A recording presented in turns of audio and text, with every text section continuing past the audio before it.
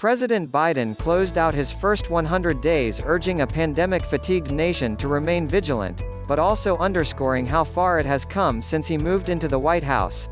Lockdowns are lifting, the economic outlook is brightening, a big stimulus package put money in people's pockets and created landmark improvements to the social safety net. Now comes the most challenging part.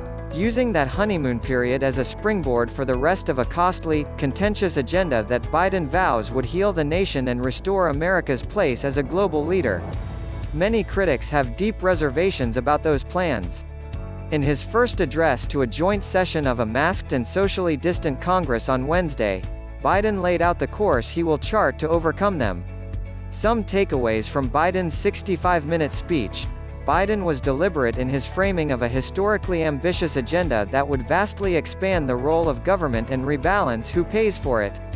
His plans include free community college for all, universal prekindergarten, an expansion of the Affordable Care Act and 12 weeks of guaranteed paid family leave for all Americans. He promised his infrastructure blueprint would generate millions of jobs upgrading such things as transportation networks and water systems, and transitioning the nation to green energy. The president's pitch for all this spending, and tax hikes for the wealthy to cover the tab, was simple. The nation, he said, is at a crossroads, with democracy under unprecedented stress and its future uncertain.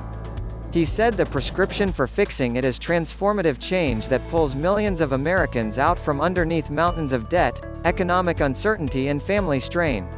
That New Deal-style approach has proven a tough sell in modern American politics, yet Biden invoked how Franklin D. Roosevelt guided the nation through an earlier time of deep anxiety. In another era when our democracy was tested, Franklin Roosevelt reminded us, "In America, we do our part," Biden said. "If we do, then we will meet the central challenge of the age by proving that democracy is durable and strong. The autocrats will not win the future."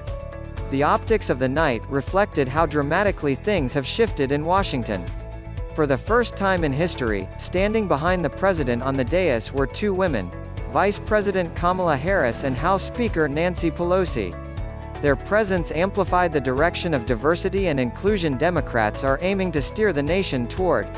The mask-wearing and social distancing in the chamber muted the usual performative applause and audience shouting that has punctuated previous presidential addresses to Congress.